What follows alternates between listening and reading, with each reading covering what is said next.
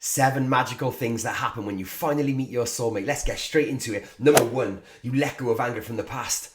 What? You put down that bag of rocks from the past, all the things that person did to you. Why were they so toxic? My ex did this to me. The resentment, the anger. You just let it all go because you're like, thank you. You brought me here. And in fact, you turn that anger into thank you, and you realise that all of those were stepping stones that brought you to this perfect person. You actually begin to see life in a whole different way as well, because when something bad happens to you, you realise that it could lead you to something great, and you start to accept things as they are. It's a really enlightening experience when you meet your soulmate in that sense. Number 2. Arguments bring you closer together. What? So, instead of arguing, building resentment blocks, being angry with each other, and when we don't process our arguments properly and communicate properly, it builds us anger and resentment and toxicity in the relationship when we're not with our compatible partner, we will grow through arguments. We will argue and we'll realise when we come together, we're stronger. We're more in love. We've got an understanding. We got communication and compassion, and you will naturally be better for that person, and your arguments will resonate. Your challenges will naturally blend, and you will move through things so more methodically that you will know this is your twin flame. Okay. So number 3, your limiting beliefs about love change.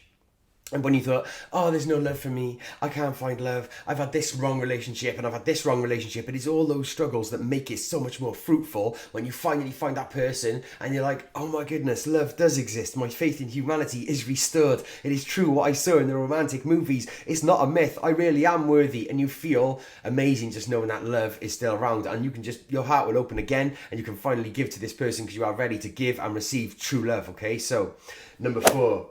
You are able to be completely vulnerable without feeling needy. Okay, so if you feel a bit weird, you could say something weird to your partner when it's your soulmate.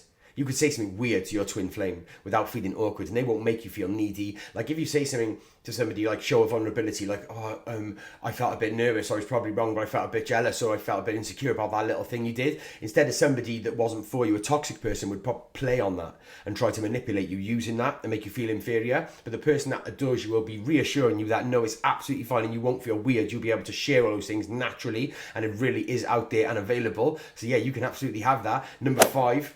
All areas of your life naturally start to improve. All other areas of your life will improve. People around you will say, whoa, you're different. You look amazing. You look positive. You're so happy. You'll be able to be around your friends again. All the right people will attract to you. You'll be on a perfect vibration, and you will be feeling like, yes, things are happening and working out for me normally. And then you will not feel held back. You will not feel worried about expressing yourself. You'll be supported, and you will be able to fully explode into your passion, which is the next one. Number 6, you will be able to fully step into your creativity. You will have newfound ideas and passions for your side hustle, your enjoyment, your hobby, whatever it is. You won't feel stupid. You'll be able to fully express yourself, and you will find some of the greatest poems were written in deep and true love. Some of the greatest pictures and pieces of music and art were created when people were in deep love. It is a very high emotion when channeled correctly, and if you're a creative person or you've been lacking on your goals because you haven't had the support previously, you will suddenly start to step into your greatest creative version. So the most important one out of all of these, number 7, the lucky number 7 is you can finally be yourself.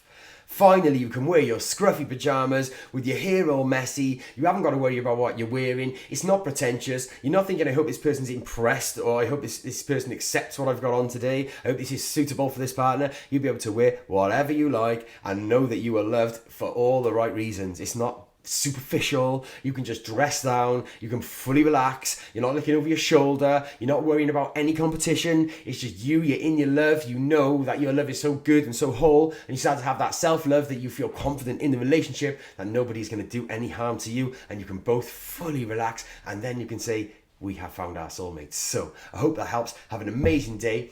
Hit like, hit subscribe, hit the bell notification next to subscribe. Thank you so much. Inside.